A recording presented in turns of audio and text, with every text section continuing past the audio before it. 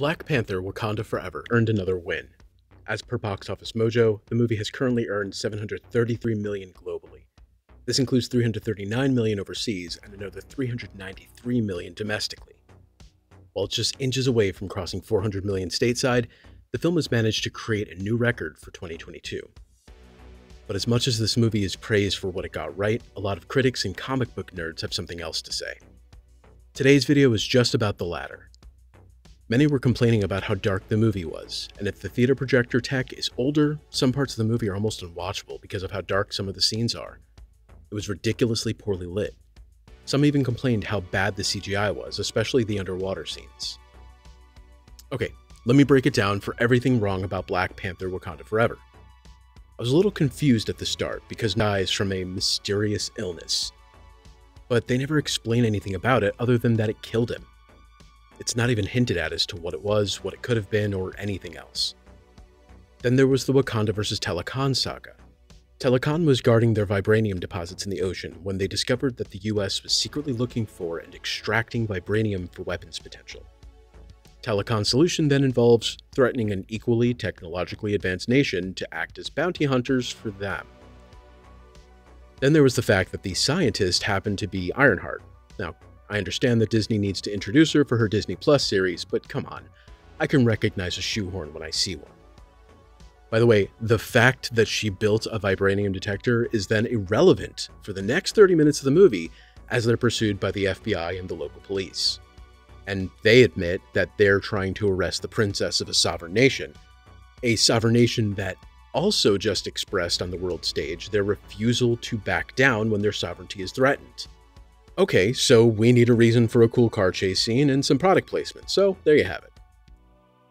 It also serves as a nice setup for our first Wakanda vs. Talokan scene, in which the princess is taken as a hostage in order to negotiate for the life of someone she just met.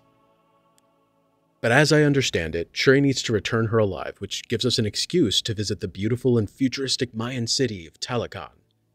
Or not really, it's just a cave with a hut where Namor tells us his backstory and explains why his name is Namor. But wait, this isn't the city. This is just the entrance to the city.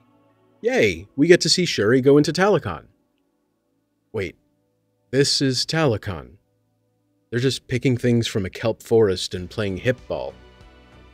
There are no real buildings until we get a bad CGI wide shot that looks like they just stuck a couple of Mayan pyramids together and rendered it on someone's home PC. After the firing of General Okoye for losing her daughter, which, come on, that did make sense, Ramona gets Nikia, one of Wakanda's former spies, to rescue Shuri.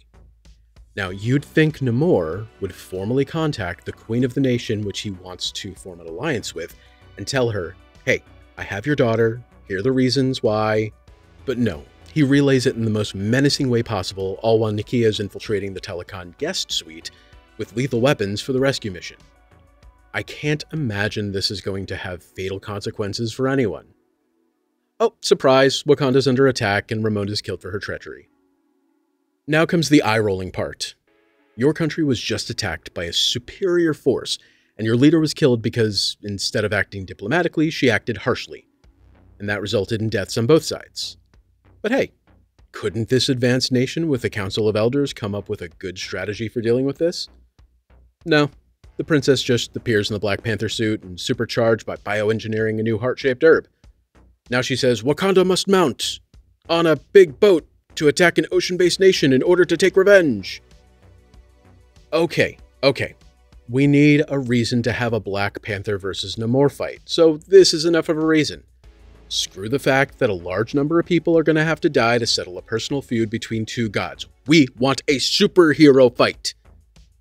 So, we're going to abandon our cool planes, board some boats, and say screw you to the merpeople. Oh, and meanwhile, the subplot of the US CIA, who everyone knows is the reason for this entire beef, they get to sit back and watch the fight because they're the CIA. The final fight itself felt forced. Wakanda bringing a boat to a fight with ocean-dwelling people only makes sense if you want to see cool shots of stunt people doing choreographed fights. Namor's weakness of becoming weak when he's thirsty is just a bit much. Especially since he's still said to be weak after emerging from Shuri's drying chamber onto a beach. And it's the beach. There's moisture everywhere. You should be fine now.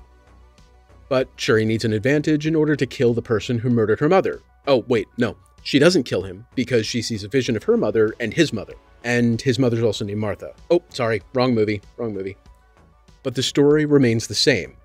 We conclude with Namor and the new Black Panther traveling to the boat where 90% of the Wakandans are dead because they brought a knife to a gunfight. Everyone is asked, please stop fighting and rejoice because the two gods have reconciled and all is well with the land. Finally, Shuri abandons Wakanda to live with her sister-in-law in Haiti, and my man M'Baku ascends the throne of Wakanda because, let's face it, everyone in the royal family has been effing around for far too long, and the people just don't need any more family drama causing international incidents. Let's finish with Namor sitting in his little hut, finger-painting his ass-whooping with Black Panther and setting up Namor vs. Black Panther 2. And that audience was Black Panther Wakanda Forever. So I hope you enjoyed all the product placement and really bad and obvious, often forced virtue signaling. That's all for this video. Make sure you comment on what we should do next. Till then, I'll see ya.